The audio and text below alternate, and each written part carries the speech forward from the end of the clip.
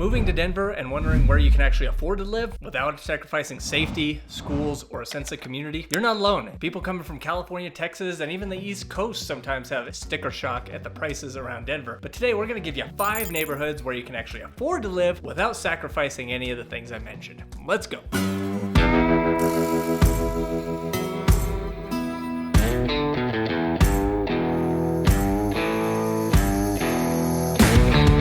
Guys, welcome back to the channel. I'm Tim Campman, your host for Everything Denver, where we talk all things Denver real estate, including the best places to live, the best neighborhoods, and what it's like to live, work, and play in the Denver metro area. If this is your first time here, thank you for joining me. Please subscribe to the channel, download the free relocation guide I have linked in the video description below. It can give you a lot of good information before you're ready for a call to get yourself set up for success on a move to Denver. And if you're ready to make that move to Denver, make sure you hit me up. Call, text, or email. I got your back on all things Denver real estate. We'll find you the perfect house in the perfect neighborhood here in the Colorado area. Kicking this one off, guys, we're talking about 5 affordable places to live where you're not sacrificing safety or schools or lifestyle, and that are actually some of the top rated places to live, and you can actually save some money.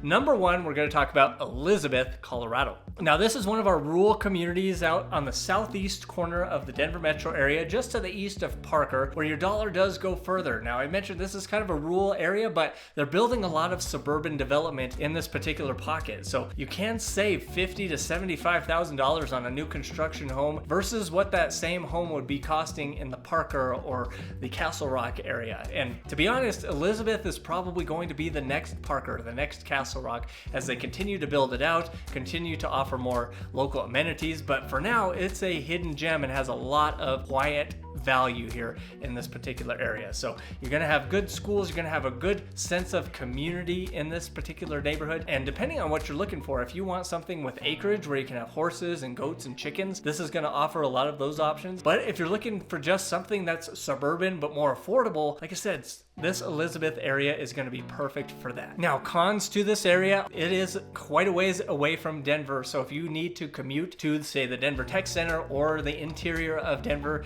daily for work, it's going to be kind of a hassle to get into Denver. It is car dependent. There's no public transportation out here. So I would plan on 50 minutes to an hour to get into Denver. You could probably make it in 45 minutes on a good day with no traffic, but you definitely want to plan for a little bit more than that. Con number 2 is there are limited amenities in this area. Right now, you have your grocery store Safeway, you have a Walmart, and you have your local mom and pop, cafes and restaurants and some other, local feed shops and things like that. But you don't have the traditional suburban amenities, Costco and Sam's Club and Home Depot right out your back door. You're going to have to travel into a place like Parker or Castle Rock to have those amenities. Median home price in the Elizabeth area right now is about $575. So you are going to save a little bit of money on those new construction homes. Get them between $500 and $600 versus Parker or Castle Rock, where they're going to be $650,000 to $700,000.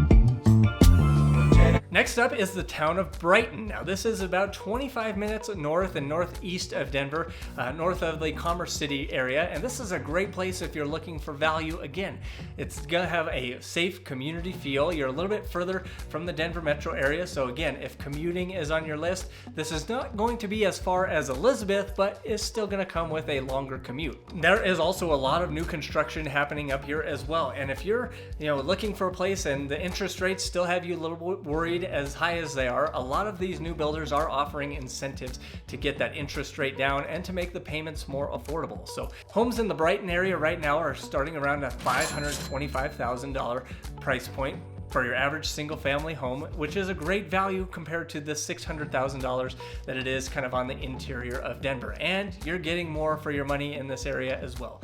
Again, I mentioned the better school district and safe, quiet community feel. This is a perfect option for those looking for something on the north end of town. Now, cons in this area, there's still a lot of new construction happening, so it can feel a bit noisy at times. You are closer to Denver International Airport as well, so you do have maybe a little bit more air traffic noise and planes flying overhead, which can be kind of a headache to deal with until you kind of get used to it and go numb to it. I know for me personally, I live near a railroad, and the first few nights I was in the house, I could hear that train and was wondering, did I make a huge mistake moving this close to the train tracks?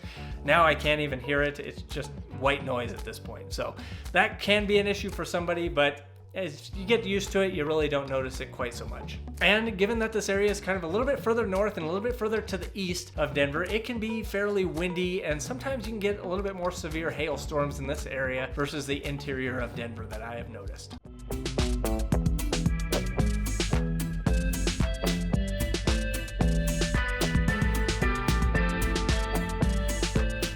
All right, now if you're looking for affordability, this next one is going to be the perfect spot for you, and that is Thornton. Now you're saying, whoa, hold on, I may have heard some sketchy things about Thornton. Now I'm talking about the north end of Thornton, where they're doing a lot of new development. You're having a lot of new communities come into this area. It's very clean and safe in these pockets of Thornton, and the median home price is right around $500,000, so you're getting tremendous value in this area compared to some of the other places on the south end of Thornton, and you're not sacrificing the safety or comfortability of the neighborhood like you would maybe in a town like North Glen. Now, pros to this community are you have pretty good commutability to either Denver or Boulder. The drive into Denver can be challenging. There's a lot of traffic on this north end of I-25. So while it might not be that many miles that you're traveling into Denver, the congestion in this area with the road construction and just the amount of people that live on this north end of Denver can be challenging. So I would say commutability into Denver is not great, but if you work in the Boulder area and you want to save a lot of money, Thornton is perfect. You can get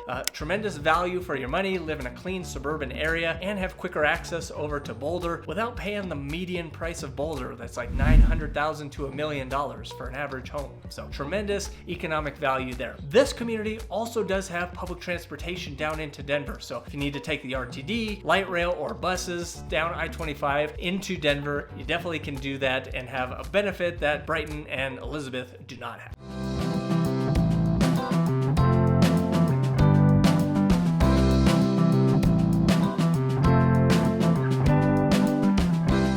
Neighborhood number 4, and this one comes with a caveat. This is Commerce City. Now you guys may have seen a couple of my other videos where I highlighted Commerce City, and it's kind of almost the tale of two cities. One that's new, clean, and very desirable, and one that's less than desirable. Let's just leave it at that. So you definitely want to be in some of the newer communities of Commerce City. The area of Reunion is very popular for a lot of people and one of Denver's most affordable new build communities. It's great for families, and a lot of first-time homebuyers are attracted to this area, and it's very close to Denver and the Denver International Airport. So if you need to travel a lot for work, you have easier access into the Denver International Airport. This is probably going to be the neighborhood that's the most convenient for that, followed by Thornton. Another pro to this neighborhood is the new construction. So there's a lot of newer style homes with the high ceilings, the recessed lighting, and some of the things that a lot of first-time homebuyers are looking for in their first home can definitely be found here. Now, some cons to this area are higher property taxes, lots of construction still happening, so it can be a bit noisier, and you may have some more of that airport noise, similar to the area of Brighton that I mentioned earlier. Median home price in the Commerce City, and specifically the Reunion area, is going to be about $525,000.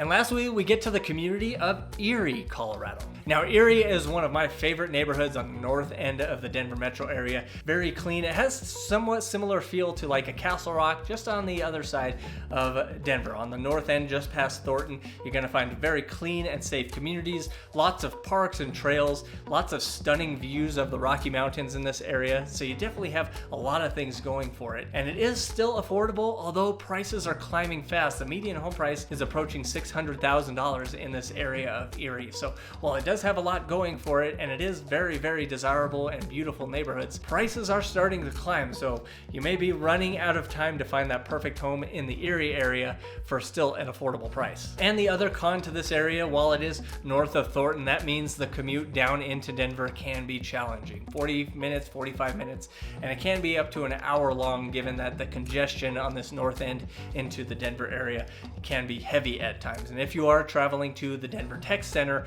which is on the south end of Denver, that can be a long commute trying to get through the interior of Denver on I-25. That is generally the most congested area of I-25, so if you have to commute through that every single day, that can definitely be a challenge. But beautiful neighborhoods, really, really stunning mountain views in this particular area. Erie should be at the top of your list if you're thinking of a relocation here, want to save some money but not sacrifice safety, schools, or the sense of community that you get. So there you have it, guys. 5 great neighborhoods that you can get into for a more affordable price than Denver without sacrificing some of the things that are important to you on your relocation to Denver. And if you are thinking of relocating, make sure you hit me up. Call, text, or email.